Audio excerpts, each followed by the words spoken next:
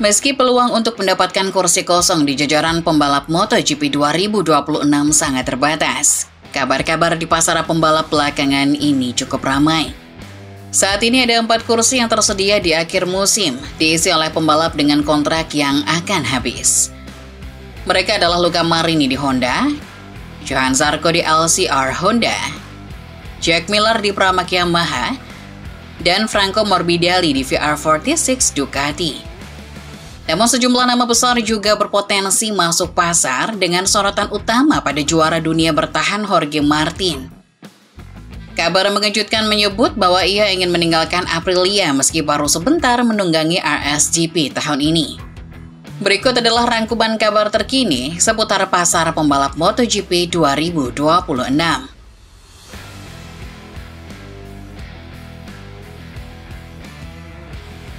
Jorge Martin menandatangani kontrak 2 tahun dengan tim pabrikan Aprilia untuk musim 2025.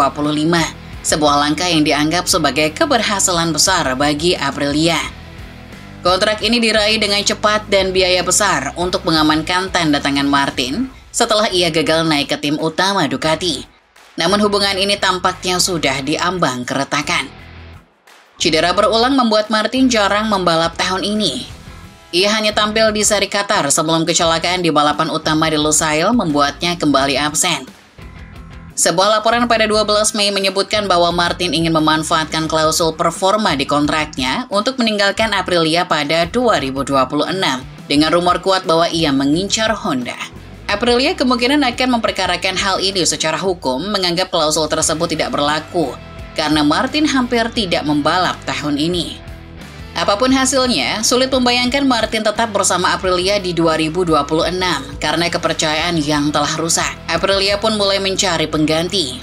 Jika Martin pindah ke Honda, Luca Marini yang kontraknya habis akhir 2025 menjadi kandidat kuat. Pendekatan analitis Marini dalam pengembangan motor yang telah membantu Honda bisa menjadi keuntungan bagi Aprilia, terutama dengan performa terkini RC213V. Aprilia juga mempertimbangkan promosi internal dengan menarik Ai Ogura dari Trackhouse Racing.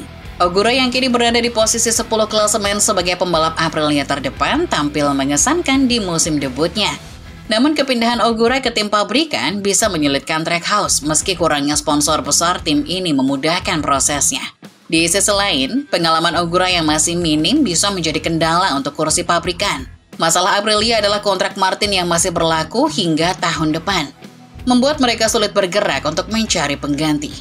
Situasi ini mirip dengan kasus Andrea Iannone pada 2020 ketika Aprilia kehilangan kesempatan merekrut nama besar seperti Cal Crutchlow karena memilih mendukung Iannone selama kasus dopingnya. Akhirnya mereka terpaksa menurunkan Lorenzo Salvadori sebelum Maverick Viñales tersedia pasca perpisahan buruk dengan Yamaha.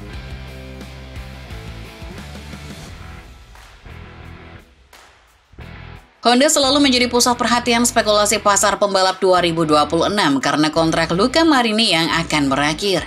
Namun peran Honda kini jauh lebih besar dari perkiraan awal. Di dalam tim, Honda memiliki 2 pembalap solid, Marini dan Johann Zarco yang ingin dipertahankan.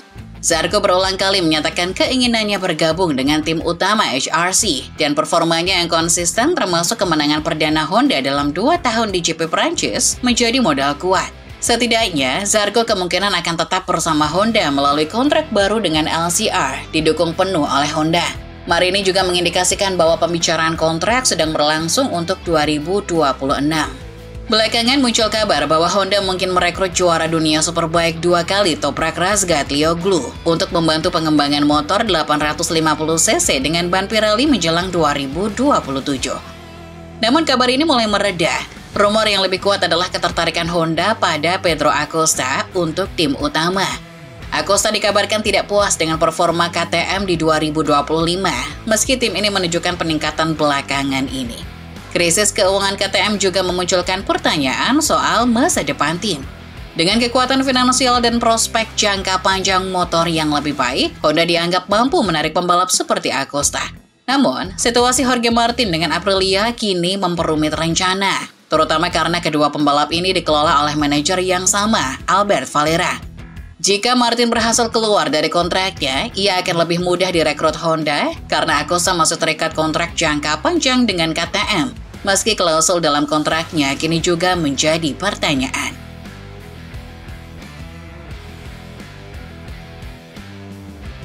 Situasi pembalap Ducati menjelang 2026 terlihat cukup stabil. Marc Marquez tampil sesuai harapan.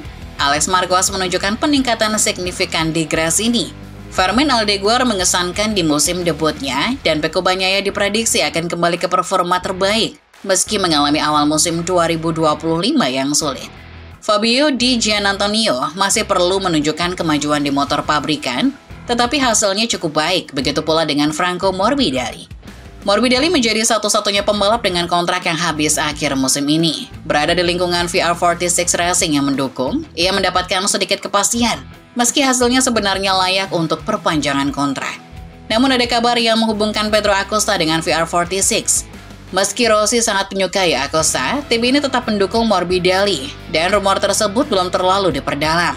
VR46 kekurangan kekuatan finansial untuk menarik Acosta dibandingkan Honda, meski mereka bisa menawarkan motor terbaik di grid. Dengan langkah maju KTM baru-baru ini dan nilai Acosta di pasar terbuka untuk 2027, kabar kepindahannya ke VR46 lebih terasa seperti promosi untuk tim ketimbang rencana serius. Di sisi lain, laporan dari Italia menyebutkan Ducati sedang berupaya menggait runner-up World SBK tahun lalu, Nicolo Bulega, dengan kontrak baru. Bulega akan bergabung dengan tim penguji MotoGP Ducati pada 2026 dengan peluang mendapatkan kursi balap pada 2027. Pengalaman Bulega dengan ban Pirelli bisa sangat berharga untuk program pengujian Ducati menjelang 2027, mirip dengan alasan rumor Toprak Razgatlioglu dengan Honda.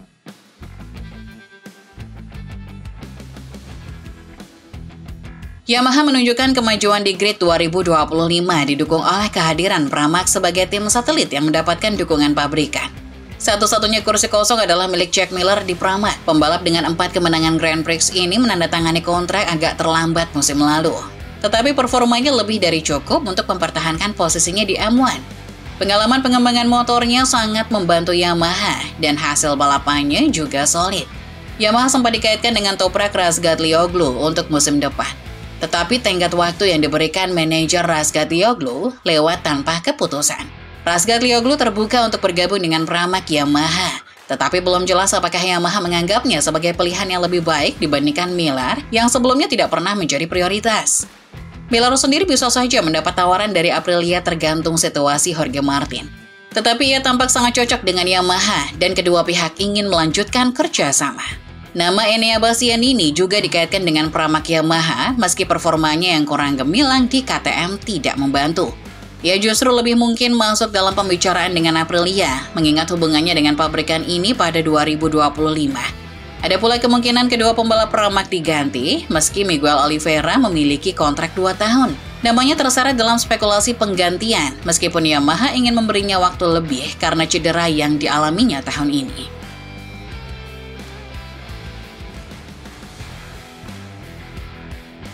Saat ini, keempat pembalap KTM, Pedro Acosta, Brad Binder, Enea Bastianini, dan Maverick Viñales serikat kontrak hingga setidaknya tahun depan. Namun keempatnya menjadi incaran di pasar pembalap. Acosta seperti disebutkan sebelumnya menjadi pusat rumor dengan kaitan ke Honda dan VR46 Ducati. Jika performa motor KTM membaik, ia kemungkinan bertahan untuk 2026 dan mempertimbangkan pasar terbuka pada 2027. Namun kelanjutan KTM di 2026 masih dipertanyakan karena krisis keuangan yang melanda perusahaan sejak tahun lalu. KTM sangat ingin mempertahankan Acosta, tetapi keputusan ada di tangan tim untuk meyakinkannya. Acosta frustasi dengan performa KTM yang kurang kompetitif, meski loyalitasnya pada merek ini masih memiliki bobot setidaknya untuk jangka pendek. Viñales menemukan tempat yang nyaman di KTM, memimpin hasil tim saat ini. Jika ketidakpastian KTM berlanjut, Aprilia bisa menggoda Viñales untuk kembali, terutama jika ada kekosongan akibat kepergian Martin. Meski ada ketegangan di masa lalu, Viñales tampaknya tidak meninggalkan Aprilia dengan hubungan buruk. Nama Bastianini muncul dalam rumor untuk Pramac Yamaha, tetapi ia juga bisa menjadi opsi menarik bagi Aprilia. Brad Binder tampak sangat setia pada KTM dan tidak banyak terseret dalam spekulasi dengan kontraknya yang berlaku hingga akhir tahun depan. Jika KTM melanjutkan ke 2026, kecil kemungkinan mereka akan melepas Binder tanpa perjuangan.